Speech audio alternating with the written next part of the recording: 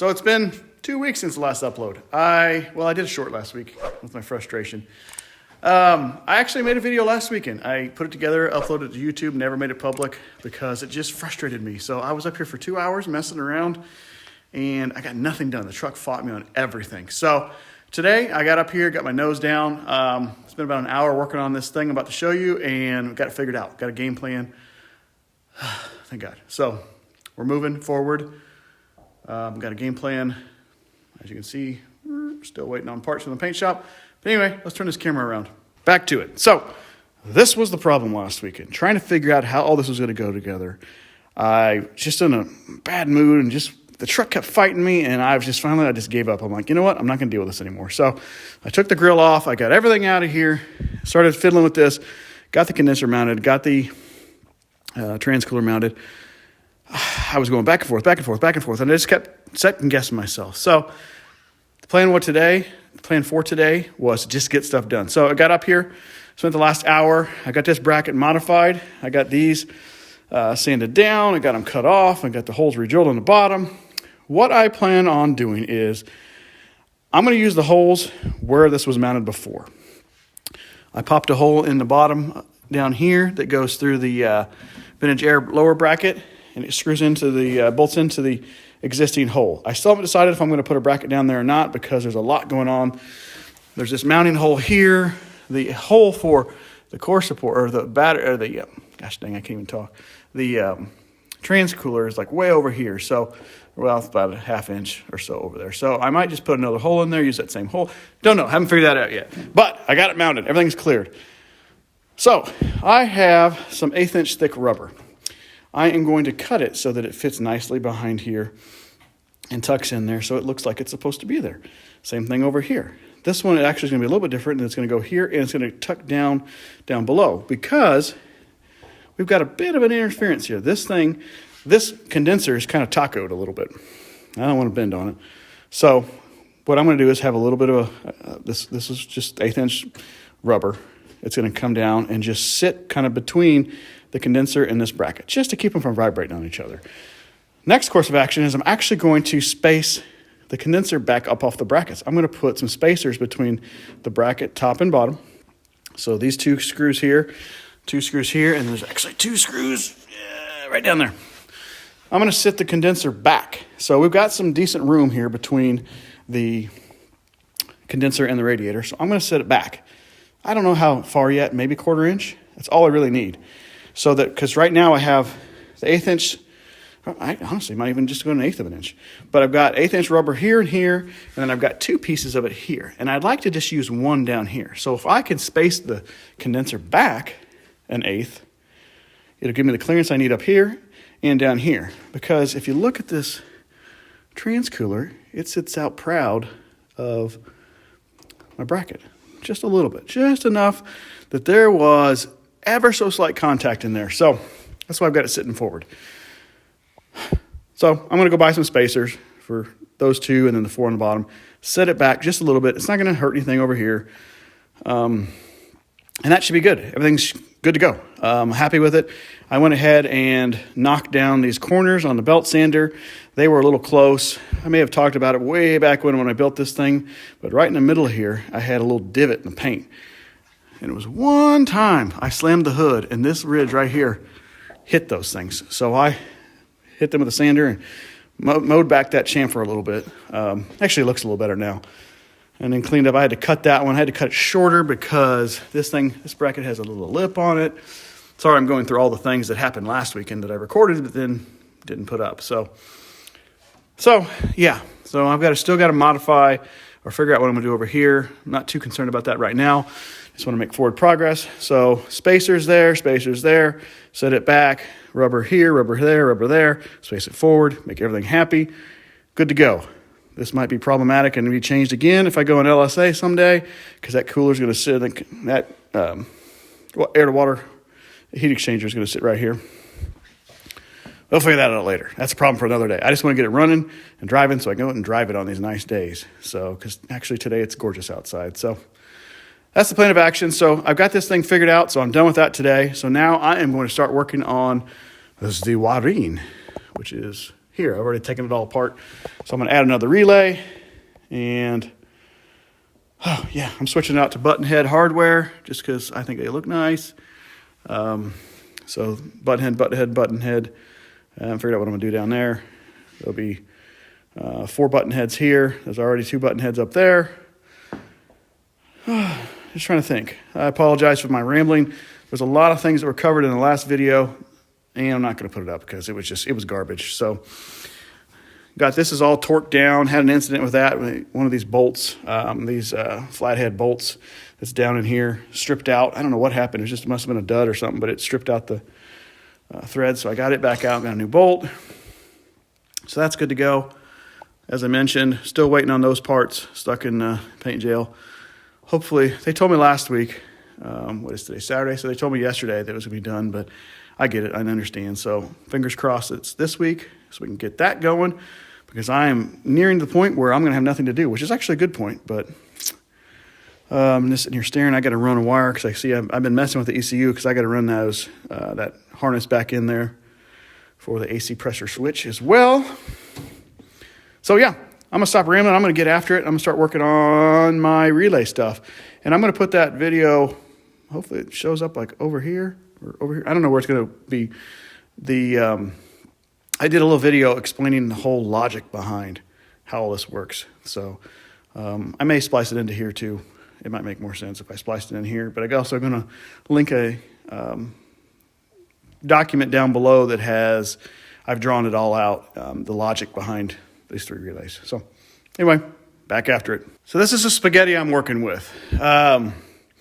It's chaotic now. But one of the things that got a little frustrating last week is I realized that on these 3 relays for the fan 1, fan 2, and fuel pump, I actually wired the 30 and 87 terminals backwards. So I had the power battery coming into the relay on terminal 87 and the load leaving on 30, which I have no idea why I did that. These 2 over here, no problem. They're wired correctly. The 85 and the 86s are wired correctly on these. It's just the 30 and 87 are backwards.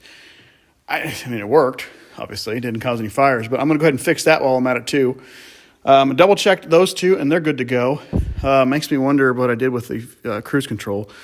I'll double check those. I get the 3 relays on that. I'll check those and see what's going on there. But so what I'm going to do is I'm going to de-pin these things. And I don't know if anybody's ever messed with the adaptive, I guess is what it's called now. It used to be Delphi, but the 830 series, this stuff is a pain because you can't pull them out from the bottom. You got to pull them from the top. So what I'm doing here is I've already de-pinned a couple of them, is I pull them forward out of the top, and then I take the crimp off of the wire sheathing, and then I cut it.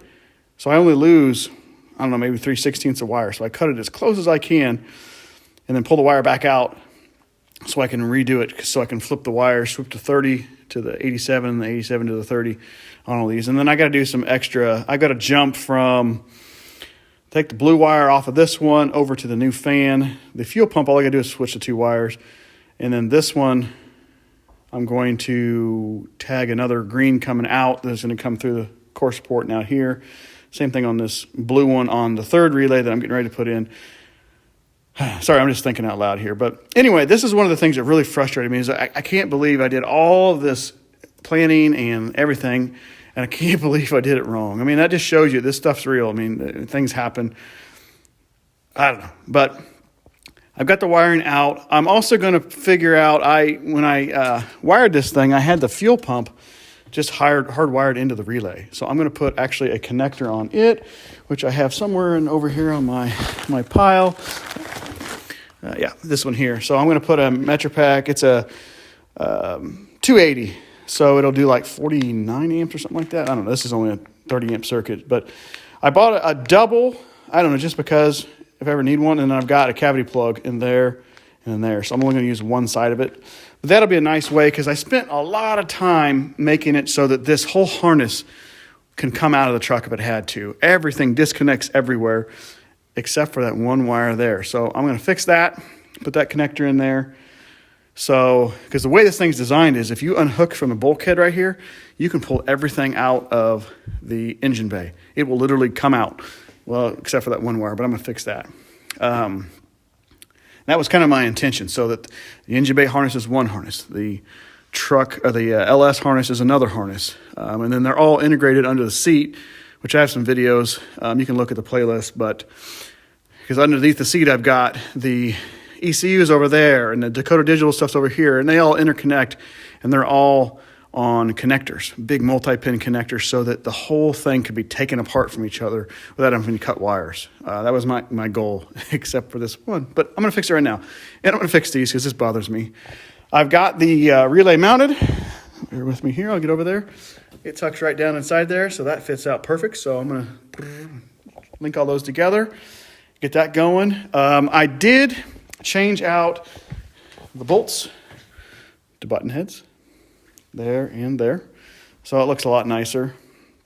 I already had them up top. So yeah, enough rambling. Let's get to work. So I took all the wires out, depenned it all, and cleaned it up. It looks a lot easier, a little simpler to understand now. This wire here is actually power that comes from my bus bar up here, my fuse station. It runs through the loom all the way back over to these relays over here, and that's my high and low beams. So they are directly connected to the battery. And I just use the wire that came through the loom, the factory loom, as triggers. So not putting any current through the factory switch.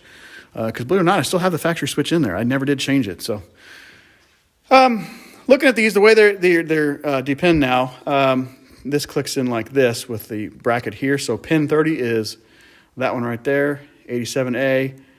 This one here is 87. And then what we got, 85 and 86.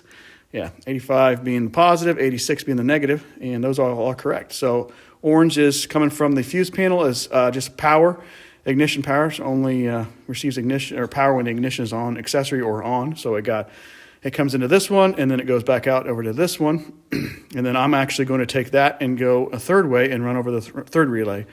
Then you've got your green trigger wire, which is a negative, which is on pin 86.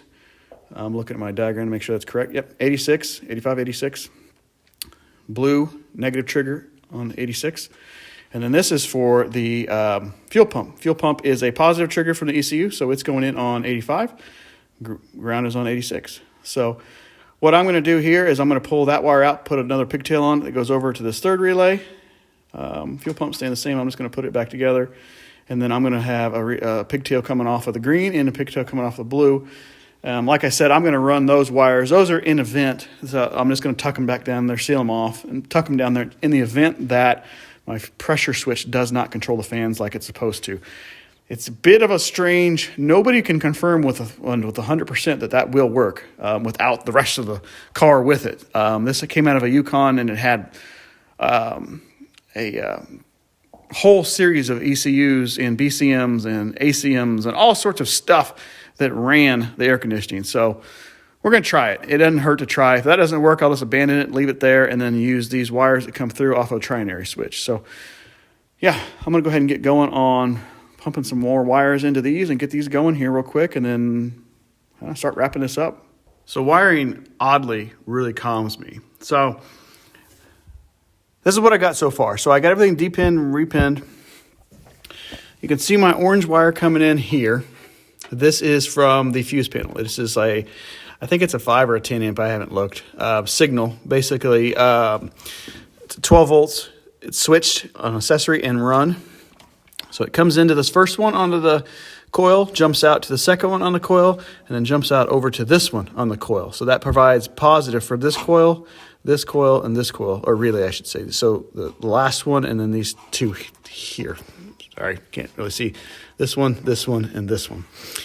This one is the fuel pump. It's different. It's getting power from the ECM through this white wire, and then it's got a ground. It's going out to ground right up here. The green wire, fan 1 from the ECM. It comes into here and then comes back out, and then that's this lead hanging down over here for future. Fan 2, blue, ground. What this does, and part of the diagram for the 3 relay setup, is the blue trigger will trigger this relay and the third relay. So what I did was it comes in, it goes right back out and goes into that one. And then the one coming out of that one is just for future, for the vintage air. And that's all I've got done so far. So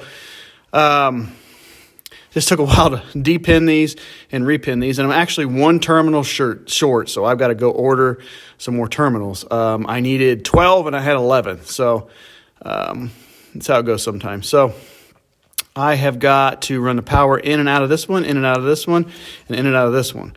So I think, if I'm remembering correctly, the power... yes, so the ground from fan 1 will come back in and go through here and then out. Yeah, sitting here looking back and forth. Now I'm confusing myself. But anyway, I've got the 3 relays set up and started to wire them. I got them in here and kind of started just tying them off so I can figure out approximate wire lengths. I don't really like how it looks right now, so I'm going to fiddle with it some more. Just so I can put the terminals on there and call those good. Have those 3 done, and then all I have left is power. So, it's been a lot today. We got wiring figured out. We got the condenser figured out. We got the transcooler figured out. We got, So we're on the way to go. Those button heads do look nice. So I'm going to take these home, or back actually outside, and paint those. And get those good, because those are good. I think I'm going to go ahead and just leave it with 3 mounts. I started fiddling with this a little bit, and that one screw right here, this goes into a well nut, and it would put the hole on the edge of this. This is only a 1.5 by 1.5 angle, and it just puts the edge on there. And I'd have to go build a custom one, and I don't think it's going to go anywhere. I mean, it's pretty rigid. So with this mount here, this solid mount here, attaching the top and the bottom and to the truck, and that one up there, we're good to go. So I'm not going to fiddle with that anymore. I just want to get this thing rolling. So yeah, we're motoring on. So I'm going to try to get up here tomorrow. Today's Saturday, so I'm going to try to get up here tomorrow for a little bit and finish up this wiring. That's my goal. And then I've got to mess with I'm going to put the speaker in. I got to fab something up to get that speaker back in. Check my wiring on my relays for my cruise control. I got those 3 in there for that. Make sure I got those good to go. Thank goodness they're not like these. They actually come out the bottom. You can just swap the wires around, so that's easy enough. Yeah, that's it. So we're getting there. So I'm going to try to show in the next video some crimping action. I thought about it this time, but I was in the interest of time, I was just rolling. I was just pushing through as fast as I could to get things done, and I apologize for that. That's kind of my theme on my videos. I don't know if you guys want to see that stuff or not, or just kind of want to see the finished product. I don't know. It kind of seems to depend. You got some people that want to see all the details, some people that don't. So let me know in the comments. Let me know in the comments if you see anything as I trip over stuff that I'm not doing right, or any suggestions, or really anything else. It's been a fun little project. I'm barring last week, which that fiasco and the wiring thing that I've got. But yeah, neither here nor there. We're making forward progress now. So hopefully by the end of the weekend, I'll have all the wiring done, everything good to go. I'm going to put the truck back together, fender in, battery tray, all that stuff back in so that I can finish up the plumbing out here. And then we wait for that thing, hopefully soon. Get the hoses together, and then I got to wait for an 85-degree day, or so they tell me, to charge the system to make sure it works. So we're just going to keep rolling, and hopefully get there soon. So anyway, I appreciate everybody watching. This may have been a long, rambling one, but I'm kind of thinking through a lot of things. It helps me a lot to kind of think through these things out loud.